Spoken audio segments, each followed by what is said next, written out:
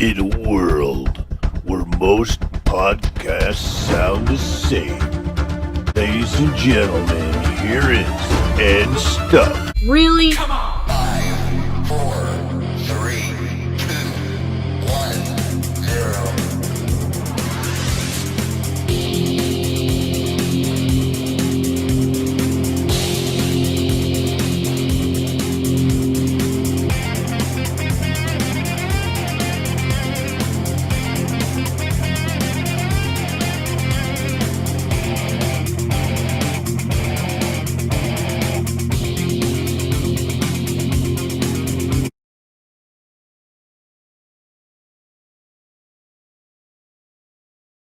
So, hello everybody out there.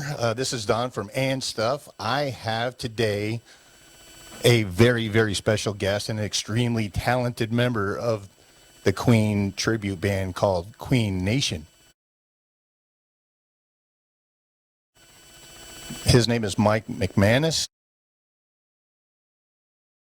How you doing, Mike?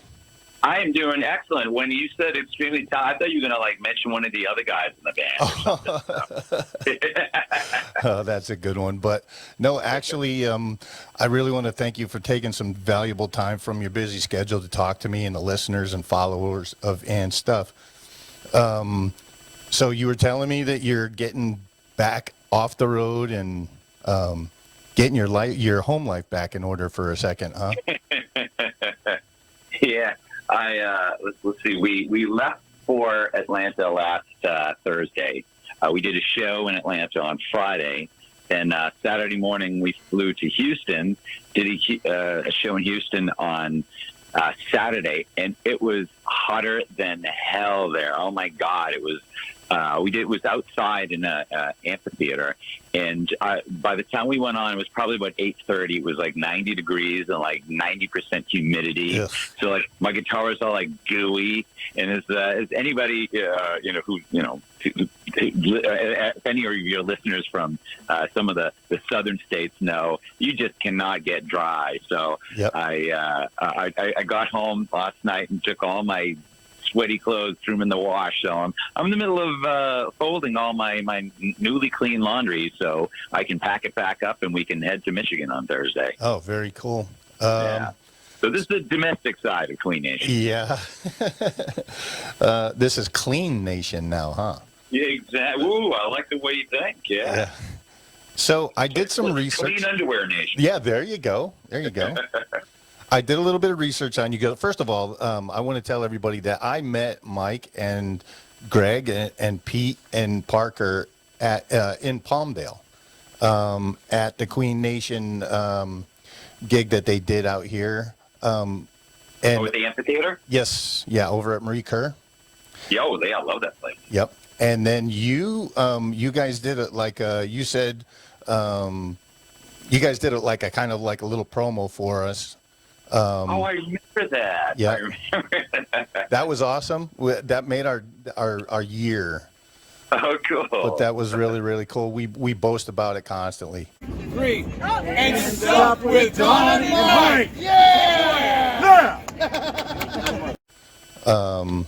So just give us a reason to be goofy, man. Oh, give us a reason to be goofy. Yeah. So you guys are the longest running Queen tribute band and most authentic all the way down to the costumes that you wear. I will. Yeah, at the end of the day, we're all huge Queen fans. So A, it just never gets old for us, and B, we just love playing the music. Yeah, yeah, and you do it well.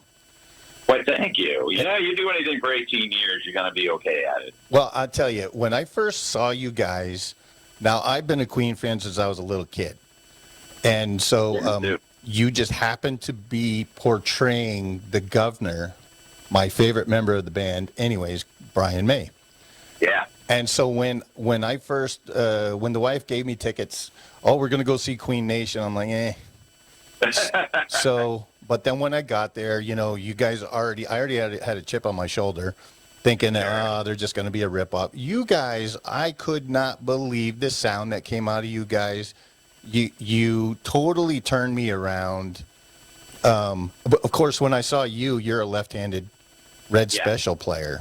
Yeah. So I was like, oh, here we go. But I'm telling you, dude, you really, not only am I a Queen fan, but I'm a Queen Nation fan. Well, we appreciate that. It's very nice of you to say. You know, I mean, Brian May is the reason I play guitar and make music, and he's just been such an influence on me since I started like playing guitar and everything. That I don't want to do him injustice. Right. And so I did the homework on the Red Special and how to get the tones out of the guitar and the amp and everything else, and as much as we like playing for the casual Queen fans and like the ginormous crowds and stuff like that, when somebody like you says, hey, great job, I came expecting you guys to suck, but I was pleasantly surprised. That's really the people that I'm playing for, because I would do the same thing. I would be the guy standing in the back going, okay, Queen tribute, let's see, this should be a horror show. So, Yeah. you're the guy I'm playing for. Yep. Well, I appreciate it, and keep doing what you're doing, because you're doing awesome. Thanks. That was one of my questions, was how you got into playing the guitar and who your inspirations and guitar heroes. So obviously Brian was one. Yeah, and the way I discovered Queen was through my dad. My dad's only unfortunately we lost him a year ago. Oh, sorry. But he was only 21 years older than me, and I remember I grew up in the Boston suburbs. So I remember one day, I think I was probably like in 5th grade or something like that, maybe 6th grade, and my dad, I was upstairs doing my homework. My dad pulled in the driveway. He's like, Michael, get down here. Get in the car. So I thought I was in trouble. So Love the Boston accent, too, by the way. Oh, yeah.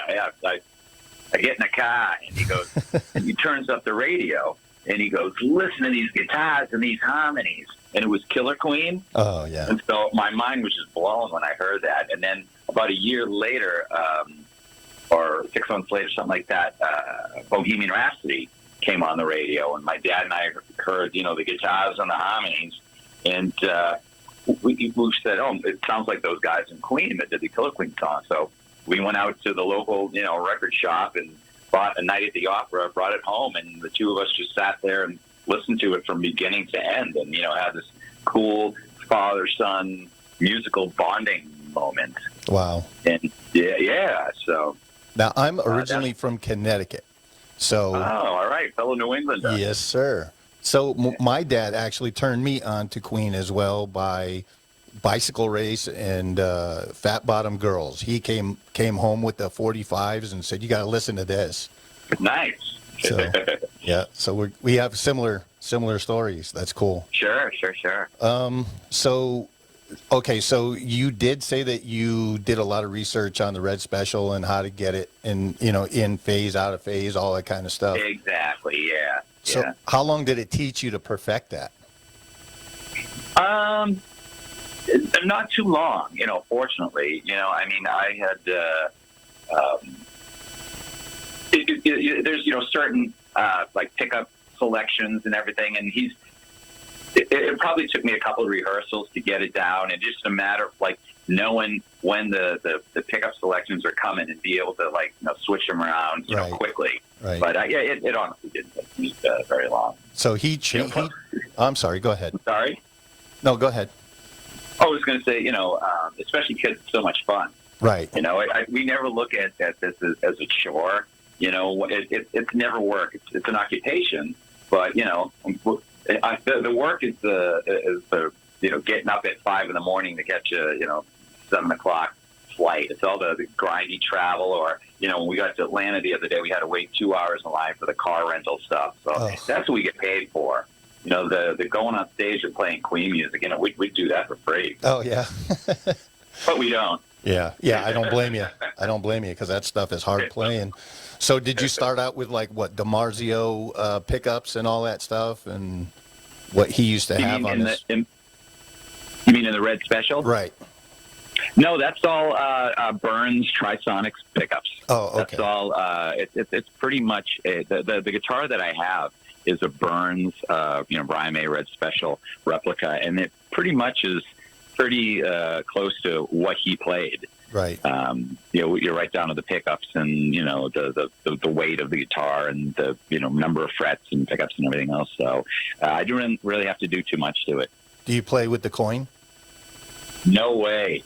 So that thing is. I tried, and it's so tiny and it's so hard and rigid that I feel I'd just be like breaking strings. So no, we actually have a Queen Nation picks that we use, and that way we can throw them out to people. Unfortunately, if you are playing with what was he called with the sixpence? Yeah.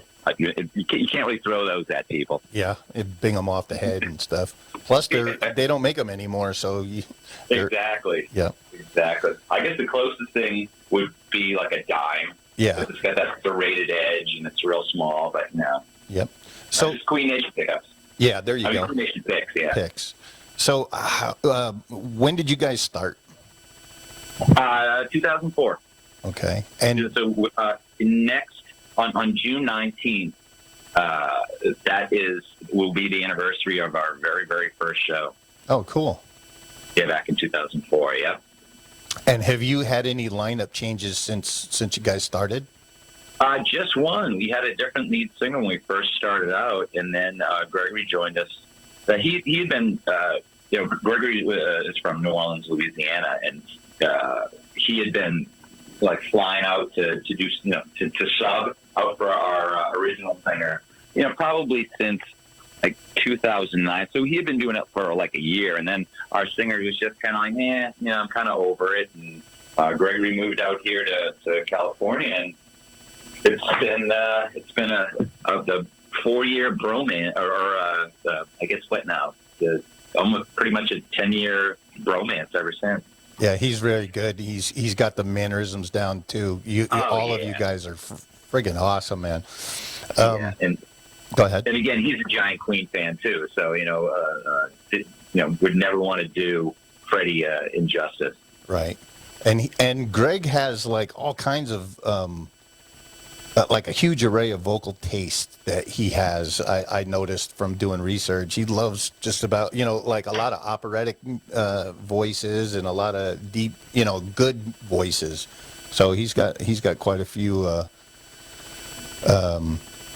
great things that he's studied and likes, which is really cool too. So he's not just a guy out there throwing it around and And he's a hell of a chef. Oh, is he?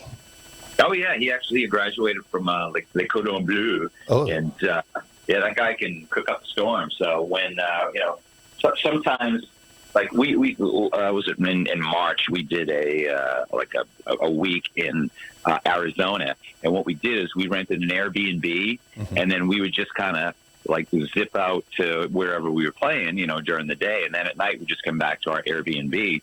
But he was always had the grill all fired up, and he was cooking every night. Oh, very cool. Yeah. So,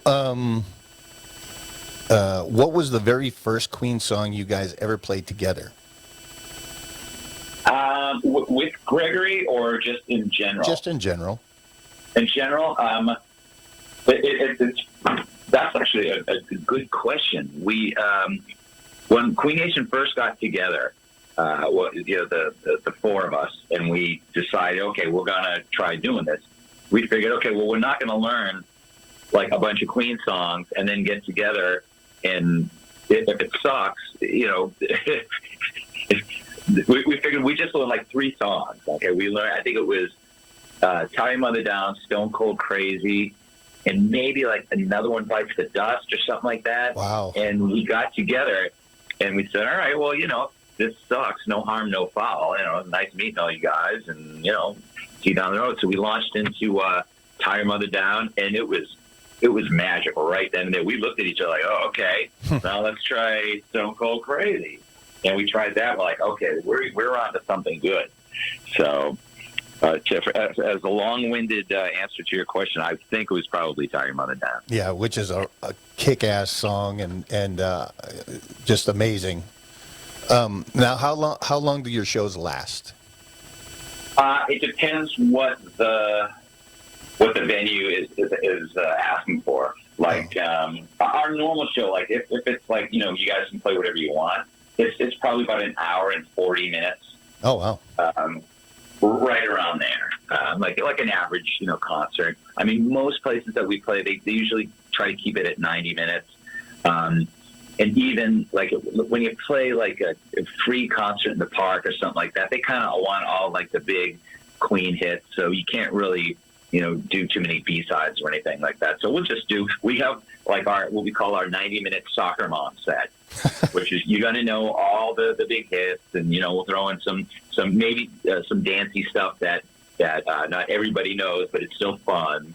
And then when we have like carte blanche to do whatever, like we'll do 3 nights at the Coach House down at San Juan Capistrano, and we'll play most of the big hits, but then we'll probably play like a half hour worth of B-sides. Oh, cool! Just because we know the people that are coming to that show, and we're the first band in the history of the Coach House to sell out 3 consecutive nights at the Coach House. So if there's some serious Queen fans down there, then we're gonna play some stuff that the diehards want to hear. Oh, good. I'm gonna actually look for that one and head on down to that one, because I mean I love all the stuff that you guys play when you were at Palmdale and down in the Valley, but to hear the other ones would be nice as well. And I know up in Palmdale it's it's like, just play Another One Bites the Dust and play Bohemian Rhapsody and all that stuff, and they're content with that. But, yeah. So how many shows do you... Go ahead. I'm sorry. I don't mean to stamp over you. Where do you live? I live in Palmdale. Oh, okay. So how many shows do you usually do on average a year? Per year? Yeah. Well, right now we're at about 117. Oh, wow. And we're probably going to keep it right around there, because we, in 2019, we did 144, and it pretty much almost killed us physically. Wow. Yeah, but anywhere between like 110 and 120 is like a good year for us. Even with COVID back in 2020. We had started the year, but I always say that March 15th was the day the music died. It was like the last Saturday before they shut everything down. Mm-hmm. And before that, at March 15th, we had probably completed about 30 shows for the year. And then everything got kind of shut down, at least for us, for about 3 months. And then we started doing some of those drive-in concerts. Mm-hmm. Where people pull their cars up and everything. And so even in 2020, I mean, we still ended the year with about 30 shows. Oh, wow. So, I'm sorry, we with 60 shows. We did 30 before everything closed down, and then another 30 for the rest of the year. So, we ended with 60 shows. Now, do you guys go overseas? We have. We went to it was actually the only time we did, but we went to the Philippines. I think it was the very beginning of 2019. Oh, okay. And that's hot and miserable over there too. Sure was. And we go on the seas too. We do this cruise every February called the 70s Rock and Romance Cruise, and it's just like a bunch of 70s bands. Like this year we went. It was us, and it was Foreigner was on there, Air Supply was on there, Little River Band, and then 2 years ago when we did it, it was Don Felder from the Eagles, Todd Rundgren, Cheap Trick. Oh, wow. On there. So we go overseas and on the seas. Oh, that's very cool. and the cool thing about that is, you go, you play your show, and, there's Todd Rundgren sitting out there, Don Felder's band, the guys in the Little River Band, the guys from Air Supply, and they're all watching you, and then they're coming up to you and giving you props, and you're like, I had posters of you on my wall as a kid. Yeah. That's cool. Yeah. So I would imagine after Bohemian Rhapsody came out in theaters, your attendance went through the roof. Oh, it was nuts. It was great. That was the year that we did 144 shows that almost killed us. So you added dates because of it? Oh yeah, I mean the offers just coming in, and we were like, well, we don't know if this is going to continue, so we might as well, say yes to all of them. Wow. But I think that the biggest effect that the movie had on us, other than the attendance, was like the age difference now. Because when we first started, our demographic was primarily, classic rock age, people, people between 35 and 65 or whatever. Mm-hmm. And then after the movie came out, it's, like little kid, like 6-7-year-old little kids with like the fake mustaches and the nerd sunglasses. They going, Dale, when they come see us at the park, and they love it. In fact, like I said, we just got back from Houston.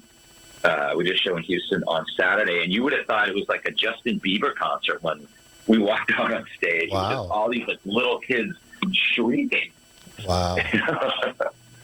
That's cool. So word on the street is there's going to be another movie. Really? I did not hear that. Yep. So are you ready for another 140 shows for that? Yeah. There's probably going to be another one. So, yeah, I don't know what it would be. I mean, they kind of brushed on everything from Freddie's birth all the way up until his demise. So, yeah, that'd be interesting. Yep.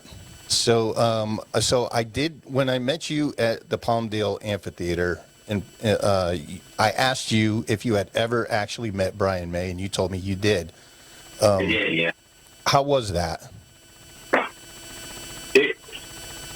It was awesome. I mean, it was nerve-wracking. I didn't want to look like an asshole, And we'd been standing in line. It was at a book signing in Hollywood. He had just released his book called Bang. It was about cosmic dust and the origin of the Big Bang Theory and everything. Yeah, so a book that goes way over my little pea brain. So standing in line, and the guy in front of me had seen us before. And this was only 2008, so I mean, Queen Nation had only been together like 4 years at the time. I can see Brian turning to his assistant, and he was wiped. He was like really jet lagged. He'd flown directly from London to L.A., and he looked at his assistant. He's like, I don't know how much more of this I can do. I'm wiped, man. And I'm like, please, just 6 more people. Just 6 more people. And so he gets. The guy in front of me is like, and I can tell everybody that's like talking to Brian, like, oh man, I saw in Seattle, 1978, you played this, and his eyes are just like glazing over. Oh yeah, just like, oh God, just shoot me now. So I'm standing in line. I'm like, what do I say to the guy who's been the reason that I play guitar and make music? I'm like, bing, there it is. So I met Brian. I go, Brian, thank you for being the reason that I play guitar and make music. And he looked at me. He's like, wow, that was a really nice thing to say. And I go, I've only been waiting 35 years to tell you that. And so he got a chuckle and took a picture and, just had some niceties to chat about. And then the guy in back of me had to go and get his picture taken with him and hopefully say something nice to him. But, yeah, it was, I'll never forget that as long as I live. Oh, that's cool. Plus, I have pictures of the two of us all over my house, so every room I go into after. I'm just kidding. I would. Have you had any further contact with them ever since, or? No. They're busy and we're busy, and I will tell you a funny story though. Years ago, they were doing their residency in Vegas. With Adam Lambert. It was probably like 3 years ago, something like that. Yeah, I went there. Oh, you did? Oh, I did. Yeah. Oh, how was it? Oh, I'm telling you. Between you, me, and the fence post, I thought it was a fantastic show, but I'm not a Adam Lambert fan. Yeah. I think Gregory could probably pull it off better than he could. And that's the thing about Adam. Adam's Adam. Right. And you know, it's like I don't think he should try to imitate Freddie Mercury because it's not a Queen tribute band. You know, it's Exactly. you know, two guys in Queen with Adam Lambert, and so getting back to what I was saying about their residency. So right across the street was the Hard Rock Cafe, and we were going to play up there on Freddie's birthday, literally right, like you could throw a rock to where Queen was playing. So there's this whole big, marquee, this digital marquee with our faces on it for like the last, like for a week that we're saying Queen Nation playing on September 5th. So I'm sure everybody in Queen and their crew that were staying across the street had to look at that every day and go, what the fuck is this? Yeah. But the cool thing was, you know, we did like a 2-set thing, and a lot of people from the Queen show came across the street and caught our second set after the Queen and Adam Lambert show. Oh, very cool. Yeah. I actually went on the 21st because it was my birthday, so I was gifted some tickets, and cool. Oh, it was phenomenal. I saw them many times, but one of my favorites was with Paul Rogers. I saw him at the Hollywood Bowl. You go to the Hollywood Bowl? Yep, I sure did. Yeah, I saw that. Yep, I was there, and Slash came out, and they did the guitar harmonies together on "I Can't Get Enough of Your Love." Yeah. It was great, yeah. But it was. Go ahead. I was going to say I saw Queen and Adam Lambert at the Hollywood Bowl as well too, and I thought it was a great show. You know, it's like you got to know what you're going into ahead of time. You can't go, oh, you know. And one of the things that I loved about that show was, I think it was like 3 songs in, Adam Lambert addressed the crowd and said, "I know what you're saying. Yeah, he's pretty good, but he's no Freddie." Well, duh. Yeah. There's only one Freddie Mercury, and I'm just lucky enough to be up here, you know, playing these songs with, with Brian and Roger. And I thought that was like a nice way that he kind of endeared himself to the crowd. True. Musically, I mean, he's got a fantastic voice. Oh, yeah. And maybe I'm biased because it's not Freddie, you know, but I mean, he does what he does, and Freddie did what he did, and there'll never be another. Of course. And, you know, obviously Brian and Roger, they still want to play these songs live, and they love, you know, playing for people. So, I mean, you know, a lot of people should, well, the diehard Queen fans and the naysayers and stuff were the ones that are like, oh, they should have just backed it up when Freddie died. But, you know, if you're a musician, you want to play. Right. You know, you want to get up there and especially share all these great songs with this whole new generation of Queen lovers. Right. So I see that I actually watched Uncle Moondog.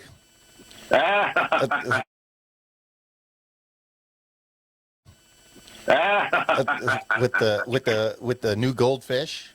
I thought it was good. I thought it was really cool. Anything more like that coming down the pike, or?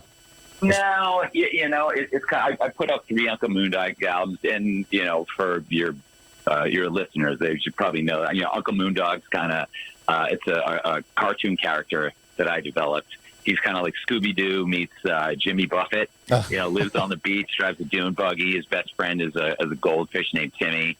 And the music is, even though it's for kids, it's not real babyish. It's not like the Wiggles or, you know, anything like that. It's actually, you know, kind of funny. And I've had plenty of parents say, you know, I was drove my kid to school, and I was listening to the Uncle Moondog album and dropped the kid off, and like, well, I listened to it on the way to work. Yeah, there you go.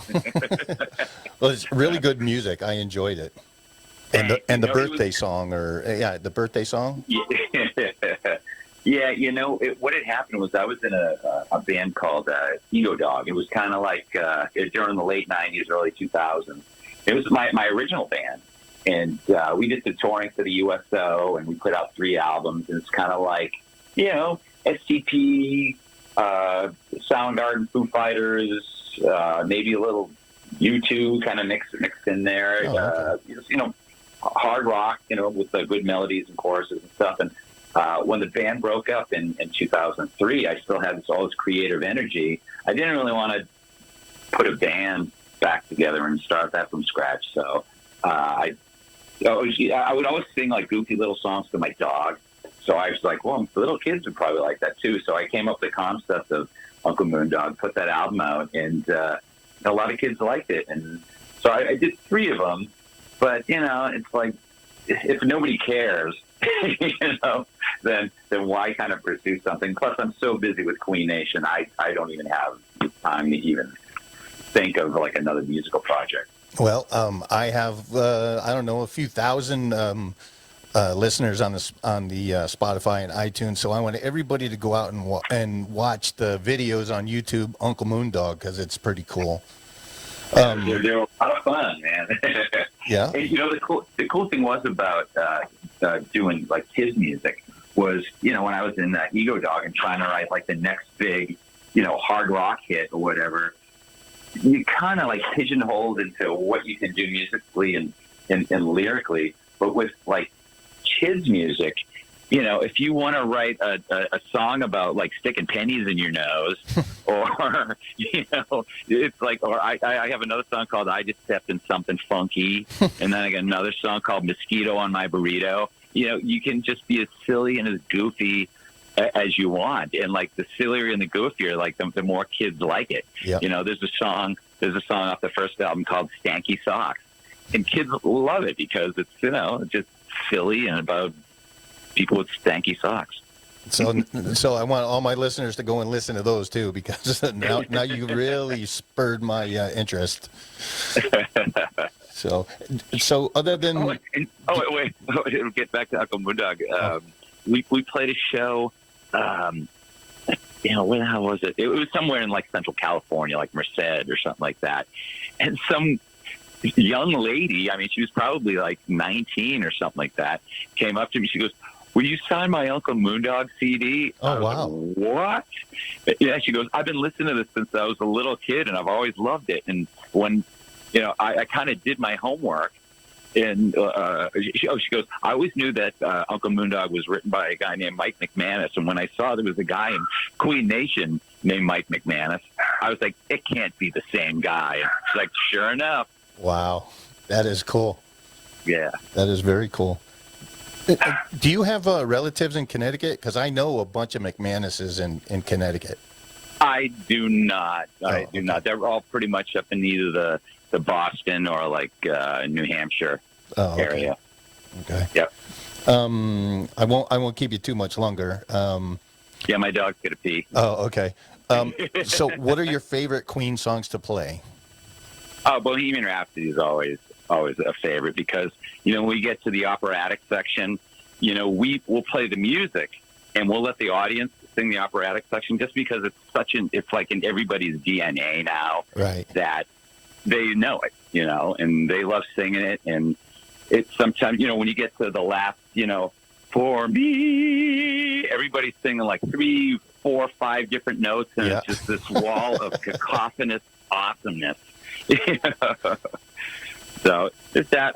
Love playing Under Pressure because I get to do the David Bowie part. Yeah. And that. They're all fun to play. There really isn't too many. Even playing another one, Bites the Dust, which is probably I don't say the most boring to play, but or the least challenging. Right. For us to play. You just watch everybody's faces and like the people dancing around and singing along, and just makes you feel happy playing this music again. Yep. Now, okay, so you have your favorite. Which one is your least favorite to play? That you're like, oh. I would probably another one, Bites the Dust. Okay. but even still, it's still it's still a great song, and still and that's probably why, because it's like the least challenging. Right. Okay. Last question. Sure. Favorite Queen album?